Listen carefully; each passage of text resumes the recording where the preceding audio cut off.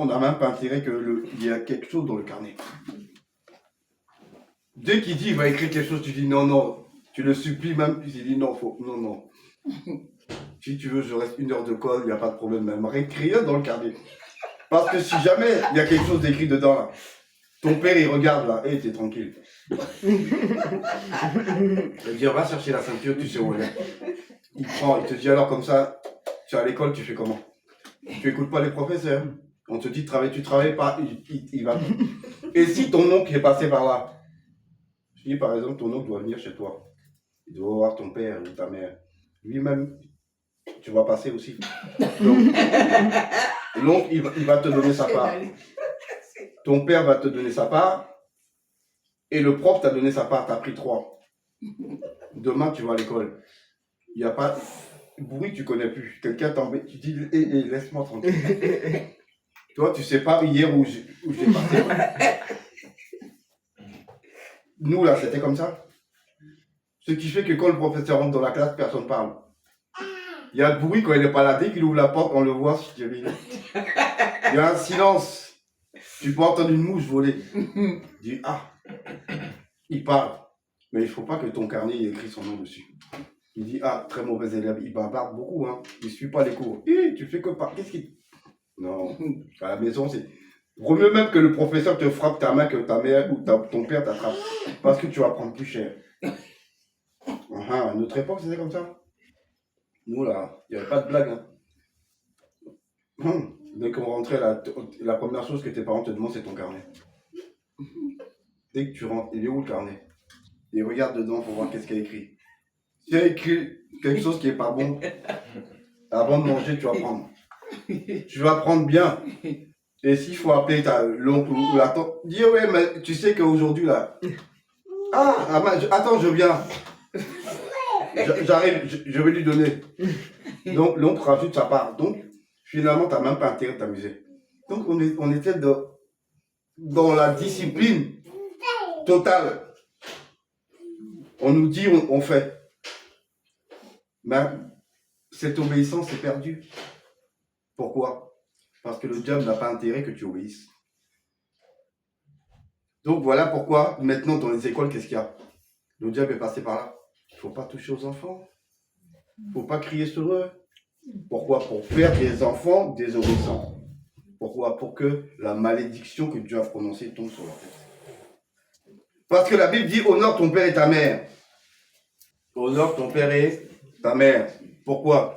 Pour hériter la bénédiction. Il dit, afin que tu vives heureux sur la terre. Ça, c'est le premier. Et le deuxième, il dit, afin que tu vives longtemps. Mais si tu prends le contraire de ce que Dieu a dit, ça c'est dans le sens où tu obéis. Quand tu obéis, tu es heureux. Quand tu obéis, ta vie est plus longue. Mais quand tu désobéis, tu es malheureux et tes jours sont raccourcis. En enfer, il y a des enfants de 5 ans. Seigneur Jésus.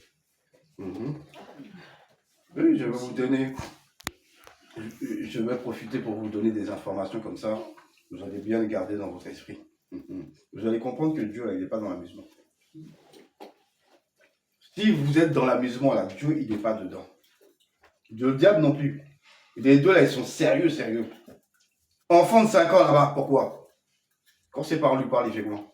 Il insulte son père, il insulte sa mère. Et à chaque fois qu'il fait ça, les démons le frappent. Et Dieu retranche sur sa vie. Ce n'est pas le diable qui retranche les années surtout. C'est Dieu lui-même. Et quand il y a 0 là, c'est fini. Donc si je te dis que si le Seigneur te fait grâce, il t'envoie là-bas, il va t'emmener, l'ange va t'emmener là, dans les enfants de 5 ans. Tu vas les voir tous en train de brûler là, les démons en train de torturer. Et tu vas poser la question à l'ange pour dire, mais ils sont petits. Ils sont petits. Il va te dire, eux là, ils ne respectent pas leurs parents. Tout ce qui est contraire à la parole de Dieu là, tu n'échappes pas. Voilà pourquoi que le Seigneur nous demande de connaître la parole. Josué 1, verset 8, nous dit de méditer la parole jour et nuit. Pourquoi? Pour agir en fonction de tout ce qui est écrit. Mais comment tu peux savoir ce qui est écrit si tu ne lis pas? Maintenant, on va prendre le passage 1 Samuel 15, verset 22. 22, oui, je l'ai déjà. 1 Samuel 15, verset 22. 22 à 23. Parce que on est dans l'obéissance. Amen, amen. Amen. 1 Samuel 15, Verset 22. verset 22 à 23. Amen. Samuel dit, l'Éternel trouve-t-il du plaisir dans les holocaustes et les sacrifices comme dans l'obéissance à la voix de l'Éternel? Voici, l'obéissance vaut mieux que les sacrifices, et l'observation de sa parole vaut mieux que la graisse des béliers. Car la désobéissance est aussi coupable que la divination, et la résistance ne n'est pas moins que l'idolâtrie et les théraphies. Puisque tu as rejeté la parole de l'Éternel, il te rejette aussi comme roi. Amen. Amen. Voilà comment le Seigneur parle. Et cette parole est valable jusqu'à aujourd'hui. Il ne faut pas vous faire blaguer par des gens qui disent ah, bon, ça c'est l'Ancien Testament, et ça c'est le Nouveau. Parce que tu peux prendre aussi dans le Nouveau Apocalypse 21, non, 22, 11. Et tu verras que le Seigneur nous dit quelque chose.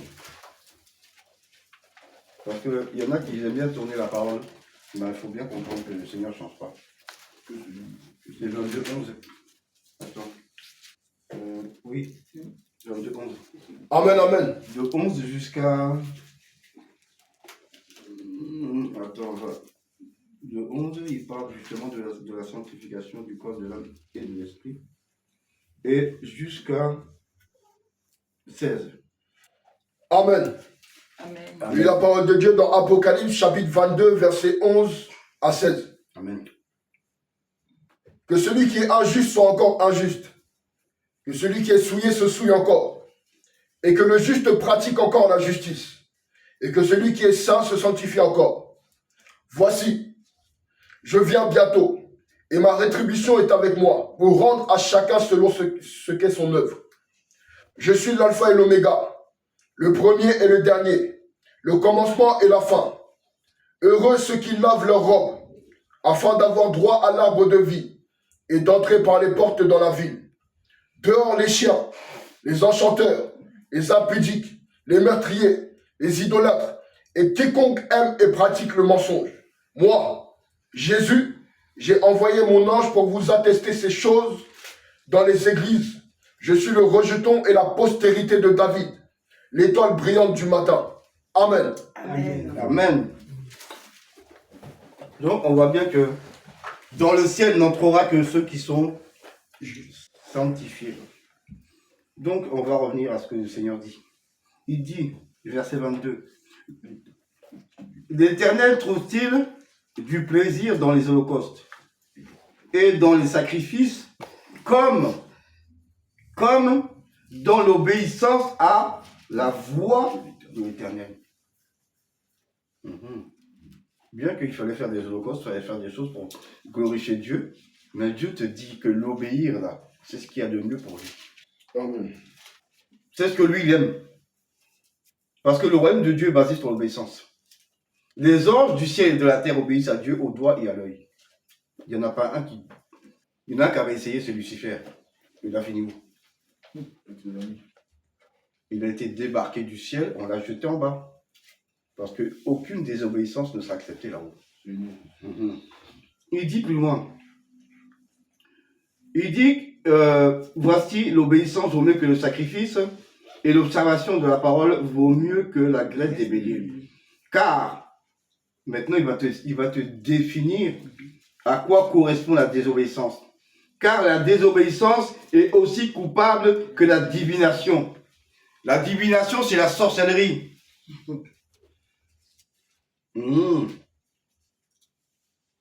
Tu connais le sorcier de ton village, tu dis lui là, c'est un sorcier. Et toutes les fois que toi tu désobéis à Dieu, tu ressembles au sorcier qui est là-bas.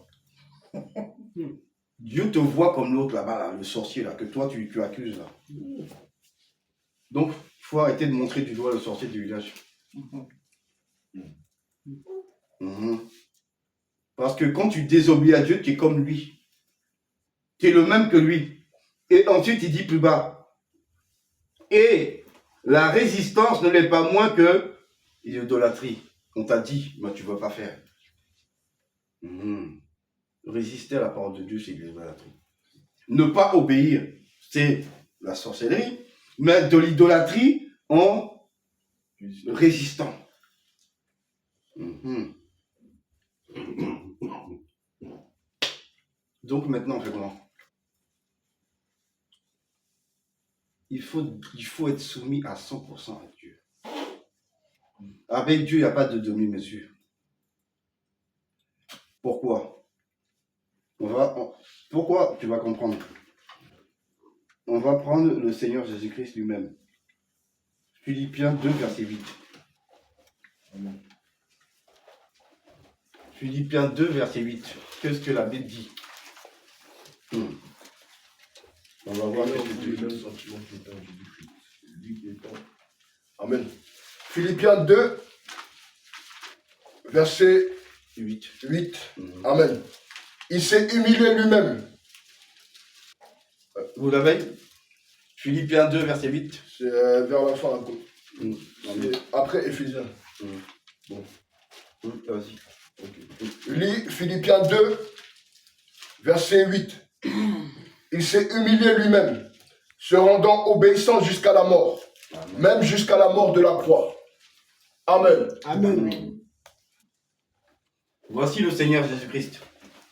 Dieu est fils de Dieu. La Bible dit qu'il s'est rendu obéissant jusqu'à la mort de la croix. Pourquoi? Parce que là-haut, là, c'est l'obéissance. Avec l'Éternel des armées, là, il n'y a pas de demi-mesure. Même le Fils a dû se soumettre. Donc, si lui s'est soumis, toi, t'es qui pour pas te soumettre? Si tu ne veux pas rater le ciel, il faut te soumettre immédiatement. Parce que toute désobéissance n'entrera pas dans le ciel. Toute insoumission n'entrera pas dans le ciel. Toute méchanceté n'entrera pas dans le ciel.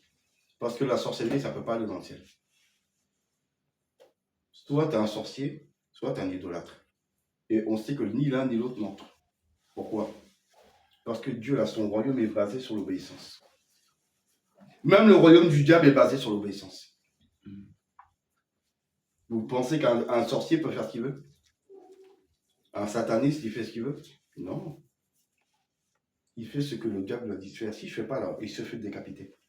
Sauf la différence entre Dieu et le diable, c'est que le diable, quand tu n'obéis pas, il te tue. Quand tu n'as pas obéi, là, il vient, il te tue lui-même. Et il te tue devant les autres pour qu'il montre aux autres, là, si jamais vous voulez faire comme lui, là, peut-être là, je vais la couper. Alors tout le monde, tout le monde suit le droit. Dieu, là, il ne coupe pas les têtes pour t'obliger à marcher. Dieu, il est bon. Mais pour vous dire que ce soit le royaume de Dieu ou le royaume des ténèbres, tout est basé sur l'obéissance. Parce que la malédiction n'est pas loin. Et on va voir les malédictions. On a vu que Jésus-Christ, fils de Dieu, était obligé d'obéir. Pourquoi? On va voir la malédiction. La malédiction à la désobéissance. Oui, c'est à partir du verset 15. Il faut bien écouter. Parce que quand ça va tomber là, il ne faut pas dire « Oh, c'est le diable ». Il faut arrêter d'accuser le diable. 1, il faut arrêter d'accuser le diable. 2, il faut arrêter d'accuser les sorciers. 3, il faut arrêter d'accuser les francs-maçons. 4, il faut arrêter d'accuser les satanistes. Quand c'est toi qui as désobéi, n'accuse pas quelqu'un d'autre, c'est toi-même. Reconnais que c'est toi. Eux, ils te poussent à la désobéissance. Pourquoi? Le diable, il sait très bien qu'il ne peut rien faire. Le diable, il ne peut rien faire. La seule force qu'il a, c'est de te pousser petit à petit à la désobéissance. Pourquoi? Pour que la parole que Dieu a dit, la tombe sur ta tête. Lui, c'est... Mais tant que tu obéis, il ne peut rien faire. Parce qu'il y a un mur de feu autour de toi, les anges te protègent. Il sait ça. Il n'est pas stupide, il connaît. Donc, il fait quoi? Il va faire justement du verset 15. Jusqu'à demain. Et ça va loin, Ça va loin. ça va jusqu'à 69. Ben, on va leur donner. Faut tout donner. Faut tout leur donner comme ça. Ils ne pourront pas dire Seigneur, je ne savais pas où. Non, C'est ça. là, il va vous boxer sérieux. Amen. On va écouter. Je lis la parole de Dieu dans Deutéronome chapitre 28, du verset 15 à 69. Ça, c'est les malédictions pour la désobéissance. Voilà. Alors que les bénédictions, il y a... Alors que c'est les bénédictions, il n'y a que 14. Ben, on va commencer déjà par les bénédictions. Amen. Voilà. Amen, amen. Je lis là. Si tu obéis à la voix de l'Éternel ton Dieu, voici les bénédictions. Amen. Voilà. Chapitre 28, verset 1. Si tu obéis à la voix de l'Éternel ton Dieu, en observant et en mettant en pratique tous ces commandements que je te prescris, aujourd'hui l'Éternel ton Dieu te donnera la supériorité sur toutes les nations de la terre. Voici toutes les bénédictions qui se répandront sur toi et qui seront ton partage, lorsque tu obéiras à la voix de l'Éternel ton Dieu. Tu seras béni dans la ville et tu seras béni dans les champs. Le fruit de tes entrailles, le fruit de ton sol, le fruit de tes troupeaux, les portées de ton gros et de ton menu bétail. Toutes ces choses seront bénies. Ta corbeille et ta huche seront bénies. Tu seras béni à ton arrivée et tu seras béni à ton départ. L'Éternel te donnera la victoire sur tous tes ennemis qui s'élèveront contre toi. Ils sortiront contre toi par un seul chemin et s'enfuiront par 7. L'Éternel te ordonnera à la bénédiction d'être avec toi dans tes greniers et dans toutes tes entreprises.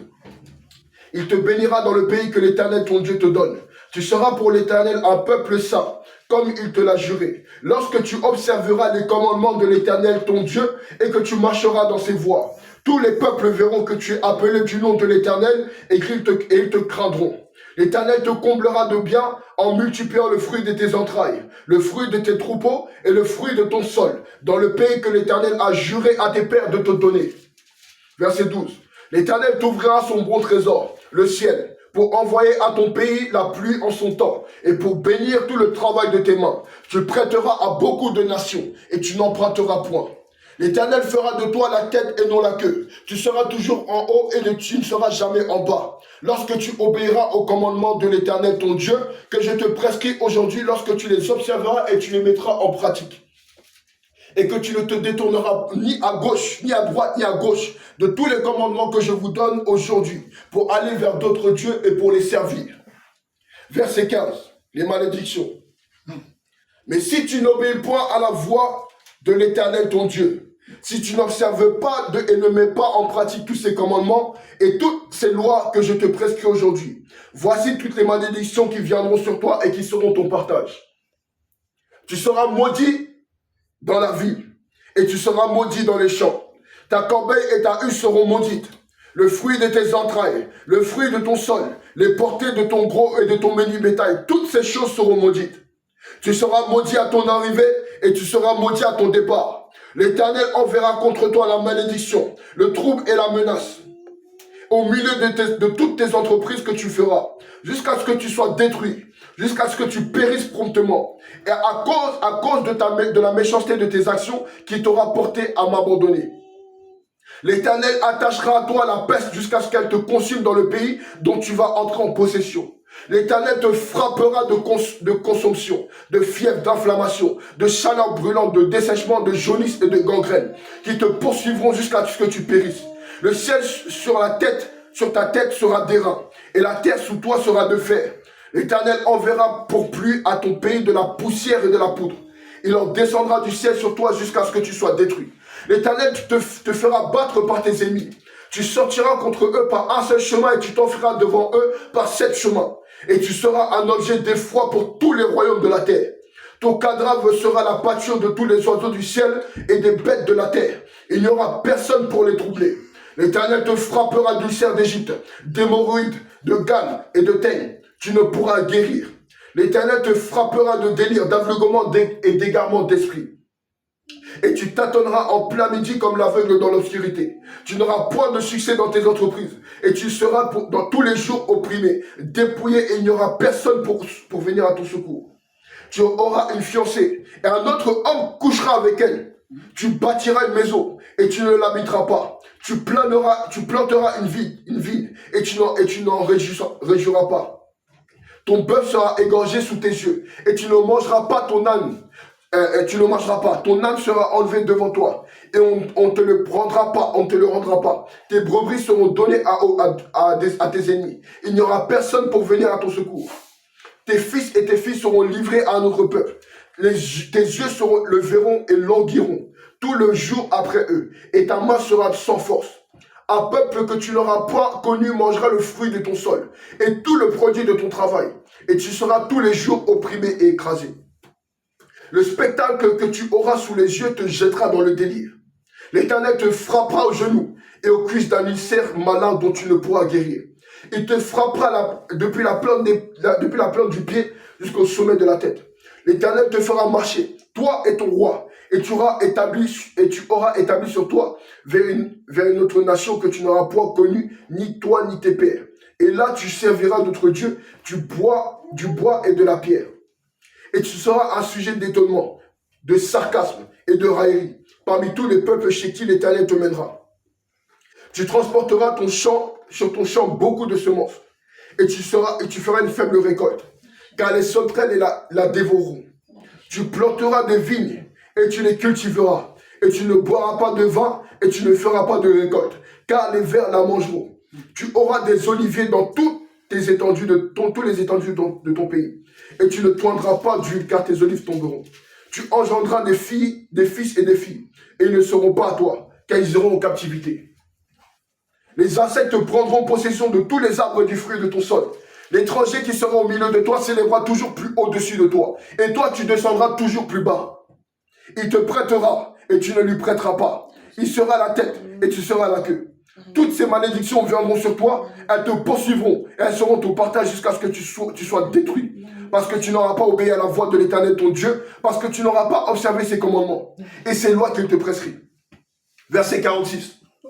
Elles seront à jamais pour toi, et pour tes descendants comme des signes et des prodiges. Pour n'avoir pas, au milieu de l'abondance de toutes choses, servi l'Éternel ton Dieu avec joie et de bon cœur. Tu serviras au milieu de la faim, de la soif, de la nudité, de la disette, de toutes choses.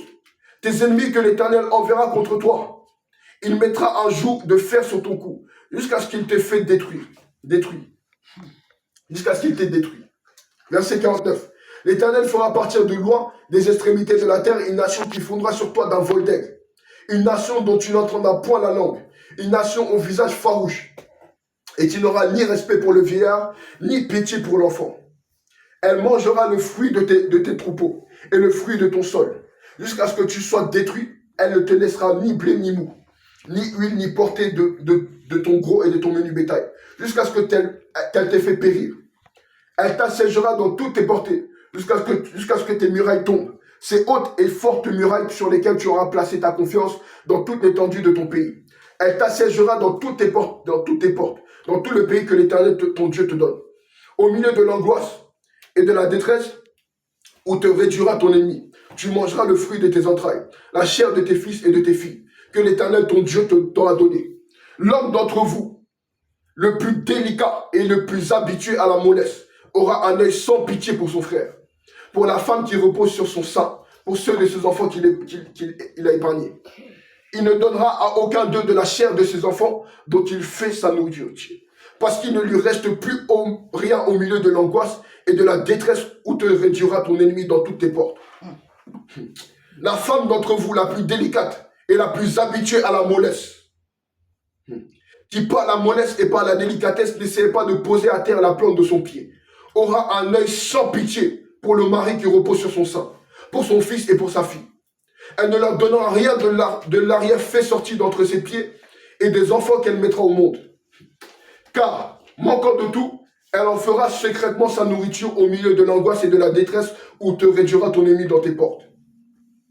Si tu n'observes pas et ne mets pas en pratique toutes les paroles de cette loi, écrites dans le livre, si tu ne crains pas ce nom glorieux et redoutable de l'Éternel ton Dieu, l'Éternel te frappera miraculeusement, toi et ta postérité, par des plaies grandes et de longue durée, par des maladies graves et opiniâtres.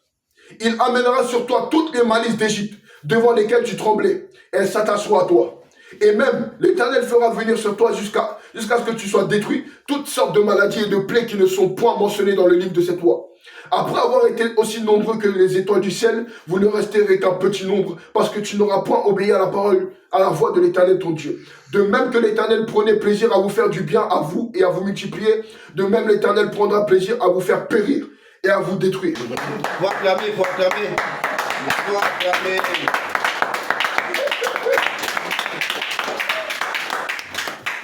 Ainsi a parlé l'Éternel des armées. Ah ouais. Il faut craindre ce Dieu redoutable. Quand il parle là, il faut obéir. Il ne faut pas t'amuser avec lui. Parce que il dit dans Josué 1, verset 8, de méditer jour et nuit la parole qui est ici là. Mais dans Deutéronome 28, il a tout écrit. De 1 à 14, il te bénit. Mais de 15 à 69, voilà les malédictions qui vont tomber sur ta tête. Si tu t'amuses avec lui, Dieu n'est pas quelqu'un qu'on blague avec lui. On ne blague pas avec Dieu. On ne joue pas avec Dieu. On se soumet à Dieu et on obéit à Dieu. Voilà ce que le Seigneur dit, l'obéissance. Il veut l'obéissance. Parce que, pourquoi? C'est comme ça que tu vas pouvoir grandir. Avec lui. Parce que le Seigneur veut nous donner le caractère de Christ. On voit que le Seigneur Jésus lui-même était obéissant jusqu'à la mort de la croix. Comment toi tu mets en pratique la parole que Dieu t'a demandé? Et on va rajouter Hébreux 13, verset 17.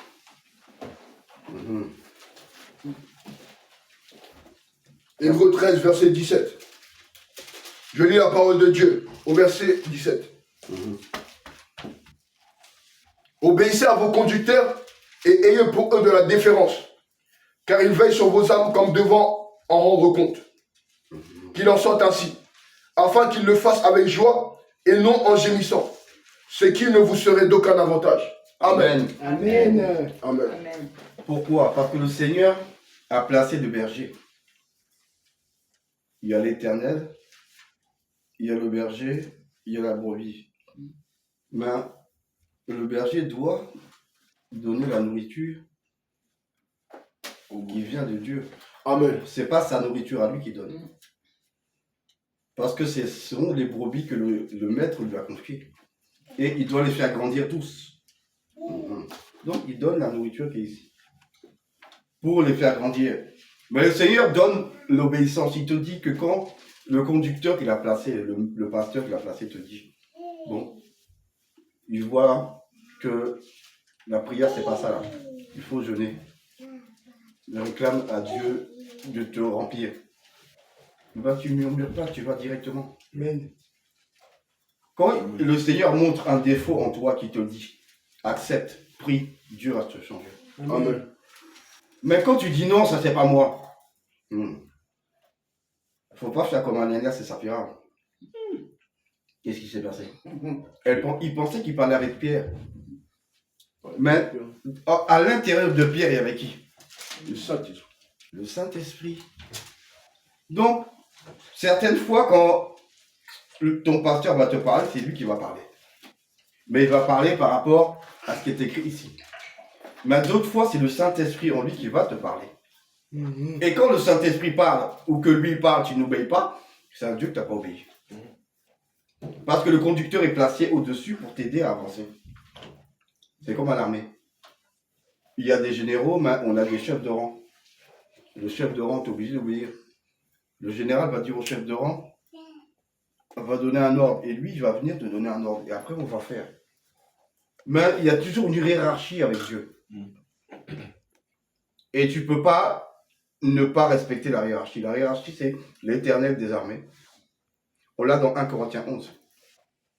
Rapidement, 1 Corinthiens 11, on a la hiérarchie. Amen. On l'a au début. 1 Corinthiens 11, c'est le premier, je crois que c'est dans les premiers versets, il dit que... oui, c'est ça. sur la femme, le Christ. Oui, c'est ça. Et Dieu. Amen. Dieu le Père, le Fils, et voilà.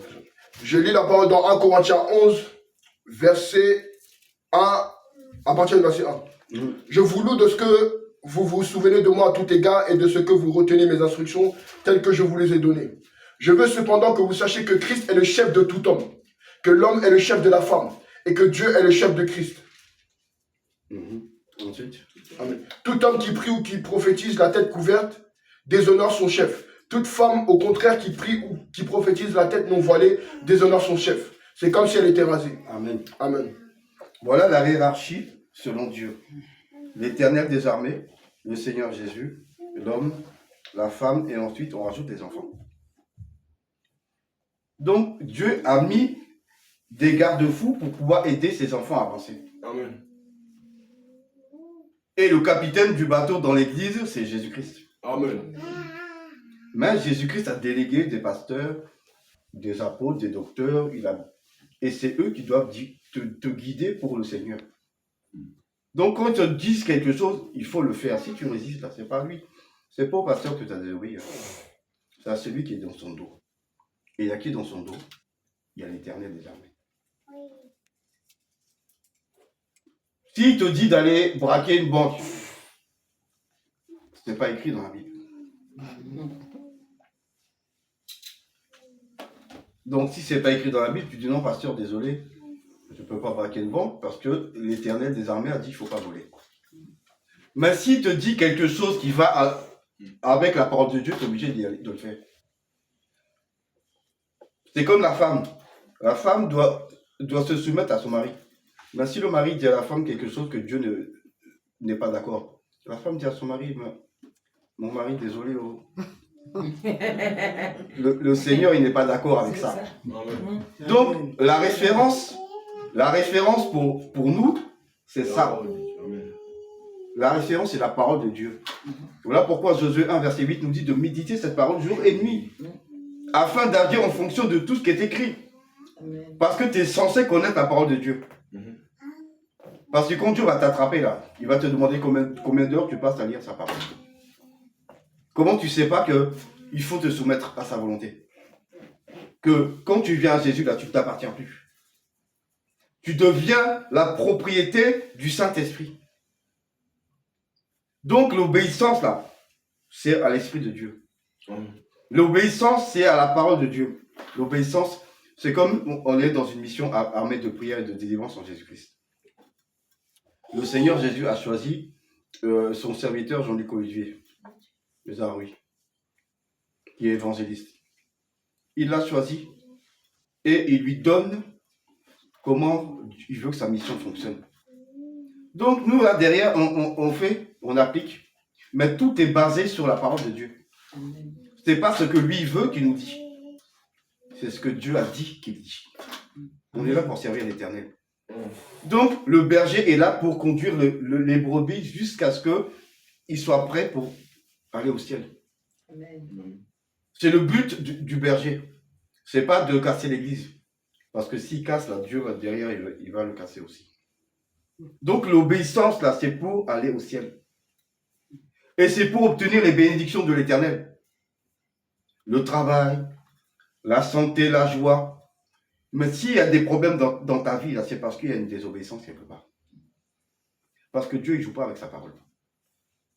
Il a dit à Samuel. Dieu ne joue pas avec sa parole. Sa parole, c'est Jésus. Si la même parole a dû aller à la croix, il a souffert, crois pas que nous, là, on va échapper comment? Donc, soyons des enfants disciplinés, soumis, obéissants à la parole de Dieu. Afin que Dieu nous bénisse en toutes choses. La bénédiction est dans l'obéissance, la malédiction est dans la désobéissance, c'est tout. Même si les sorciers de ton village se lèvent contre toi, si tu marches dans l'obéissance, ils ne pourront jamais t'atteindre. Mais dès que tu entres dans la désobéissance, ils peuvent te flécher. Donc, fermons les portes au diable en obéissant à Dieu et en mettant en pratique ce que lui nous demande. L'obéissance, c'est tout. Par exemple, la plupart des gens obéissent facilement à un patron. Pourquoi tu obéis plus facilement à ton patron qu'à Dieu? Pourquoi? Parce que ton patron, il va retirer ça là. C'est ça. Hein, argent. C'est ça, non? Le billet, là. Tu viens en retard une fois. Il te regarde, il regarde sa montre, il dit 5 minutes. Demain, là. Si tu as encore 5 minutes, je retire 200 € sur toi, là. Quoi? Il t'a dit, il t'en retire 200. Tu vas faire ton travail. Le soir même, tu as mis ton réveil 2 heures avant. Le soir même, ton réveil il est 2 heures avant. Pourquoi? Pour arriver juste à l'heure, parce que tu as peur qu'il enlève 200 €. Mais tu crains pas celui qui peut enlever ta vie. Celui qui peut te... Toi, tu vas au travail, il dit non, ce matin, tu n'iras pas, tu vas aller en enfer. Il t'attrape comme ça, il t'arrache ta vie. Il te jette dans le feu. Lui, là, tu ne le crains pas. Mais tu vas craindre un homme qui peut prendre ton argent. Tu vas craindre un homme qui peut prendre ta voiture. Tu vas craindre un homme qui peut prendre ta maison. Mais tu ne crains pas le Dieu qui peut prendre ta vie. Craignons l'Éternel, ne craignons pas l'homme. Amen. Amen. L'homme, là, il ne peut rien faire contre toi, mais Dieu, là. C'est ce que Jésus a dit. Jésus a dit, ne craignez pas celui qui peut tuer ton corps. Mais dis, crains celui qui peut, après avoir tué ton corps, jeter ton âme dans le feu de la gêne. Et là, tu vas être tranquille. C'est lui qu'il faut craindre. Jésus l'a dit lui-même. Donc, respectons Dieu. Amen. Et craignons Dieu. Parce que dis-toi bien que le souffle de vie que tu as assis dans l'air, tu verras. Tu dis demain. Tu as dit demain. Et si Dieu dit non, demain, tu ne verras pas le jour. Qui aura raison? Qui aura raison entre ceux que ta bouche a déclaré et lui, Dieu, là, il a dit. N'attirons pas la colère de Dieu sur nous. Parce que la colère de Dieu, tu l'attires comment? Dans la désobéissance. Dans le mépris que tu as pour lui. Quand tu méprises Dieu, là, c'est pas bon pour toi. Quand tu méprises son serviteur, c'est pas bon pour toi. Parce que quand tu méprises le serviteur de Dieu, là, c'est Dieu qui te méprise. Quand tu désobéis à son serviteur, c'est à lui que tu désobéis. Et Dieu lit dans les cœurs. Moi, je ne peux pas lire dans les cœurs. Oh. Je vois, tu me dis, hey, non, pasteur, vraiment, non, vraiment. Moi, je te crois. Mais lui, là, il entend quelque chose, mais il voit autre chose. Il entend une chose, mais il voit autre chose dans le cœur. Il sait que tu as menti. Moi, je ne peux pas savoir si le Saint-Esprit ne me dit pas. Donc, soyons vrais avec Dieu. Amen. Craignons Dieu et ne craignons pas l'homme. Amen. Lui, il enlève 200 €. Mais Dieu peut enlever ta vie. Est-ce que ta vie vaut 200 €? Ou même 2000 €? Ou même 1 million d'euros? Ou même 10 millions d'euros? Si tu dis ça, le diable, ce soir même, il va venir te voir. Il va ramener l'argent pour t'acheter. Si tu dis ta vie, là, vaut 10 millions, il va t'acheter. Il va te donner les 10 millions. Tu vas manger bien comme il faut. Et après, un moment, il va venir te chercher plus tard pour prendre ta vie. Papier, là, il distribue ça sans problème. La seule chose qui compte pour lui, là, c'est l'âme de la personne. Dieu, là, c'est l'âme qui compte. Le diable aussi, c'est l'âme qui compte. Donc, craignons pas l'homme, craignons Dieu. Et respectons la parole qu'on a dit à Dieu. Quand tu dis une promesse à Dieu, là, il faut la respecter. Parce que quand tu ne fais pas, c'est un mensonge. Et nous avons lu tout à l'heure dans Apocalypse 22, 11, les menteurs, là, ils vont pas au ciel. Soyons vrais. Soyons vrais et soyons justes. Parce que notre Dieu est un Dieu juste. Et pour ajouter, Dieu est infiniment saint. Amen. Amen. Il n'est pas trois, il est infiniment saint. Amen. Craignons l'Éternel. Humilions-nous devant sa face. Et marchons dans l'obéissance à Dieu. Et Dieu va nous bénir. Argent, là, c'est Dieu qui donne. La Bible dit que l'or et l'argent appartiennent à qui? À Dieu. C'est l'Éternel qui a l'or et l'argent. De sa droite, une longue vie. Mais de sa gauche, la richesse. Et c'est la main de qui? La main de l'Éternel. Donc c'est lui qui donne la longue vie, c'est lui qui donne la richesse. Donc, attachons-nous à lui. Imitons Jésus-Christ. La Bible dit qu'il était obéissant jusqu'à la mort de la croix. On l'a vu dans Philippiens 2,8. Jésus lui-même était obéissant. Pourquoi toi, tu ne veux pas obéir? Si Jésus lui-même a souffert pour Dieu, pour le Père, à cause de nous, souffrons aussi pour lui. C'est quoi la petite souffrance qu'on va souffrir? Après, il y a bénédiction derrière. Faisons l'effort de plaire à Dieu chaque jour. Arrêtons de fixer le monde avec toutes les richesses, les choses qu'il propose. Fixe l'éternel. La Bible dit que Jésus est assis à la droite du Père. Regarde Jésus. Si tu as des problèmes pour comprendre, lis tous les jours Ésaïe 53, matin et soir. Le matin, tu lis Ésaïe 53 au réveil. Avant de dormir, tu le lis. Tu vas voir comment le Seigneur Jésus a souffert. Et tu vas comprendre qu'il a été obéissant. Il savait qu'il allait souffrir. Au jardin de Gethsémani, qu'est-ce qui s'est passé? Il est venu, il s'est allongé au sol. Il a demandé au Père que cette coupe s'éloigne de lui. Parce qu'il sentait ce qu'il allait souffrir. Mais il a dit toutefois que ce ne soit pas ma volonté, mais ta volonté. Donc comprends bien que il a supporté à cause de qui? De nous. Il n'était pas obligé. Est-ce qu'il était obligé de descendre? Il est Dieu, non? Nous, là, c'est nous qui avons péché. Mais il a accepté de souffrir à cause de nous. Donc acceptons d'obéir. Parce que la désobéissance n'entrera pas au ciel. Aucune personne qui désobéit ne pourra entrer. Aucun menteur, on l'a vu. Le chien, là, c'est qui? C'est quelqu'un qui retourne à son vomi. Parce que le chien, sa particularité, c'est de faire quoi? Dès qu'il a vomi, là, il attend un peu. Et après, il revient, il mange ceux qui viennent vomir. Oui, c'est le chien. C'est le chien. C'est la partie. Ça veut dire que le péché que tu as laissé là, tu l'as laissé là, hop, tu fais tes affaires. Après, tu reviens et tu plonges dedans.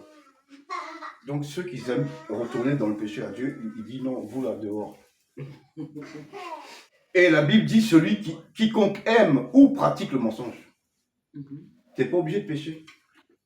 Ben, tu dis, ah ben, les menteurs, ils ont de la chance.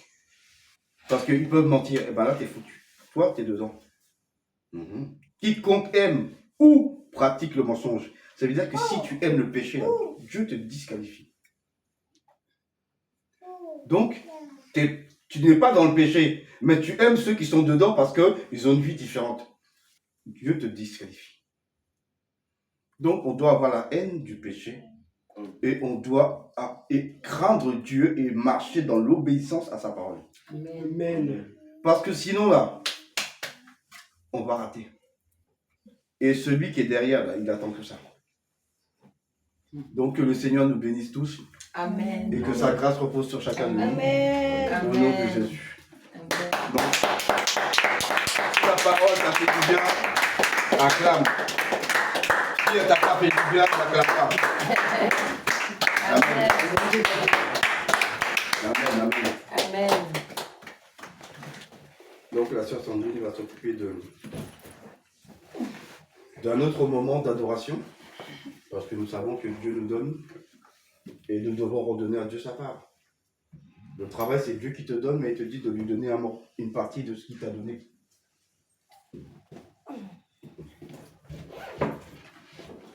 Ça aussi, ça fait partie de l'obéissance. Amen. Apporter à la maison de l'Éternel les dîmes et les offrandes.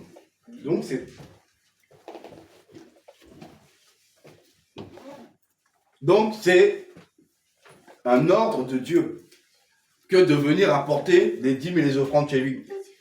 Donc la dîme, c'est 10% de ce que tu gagnes.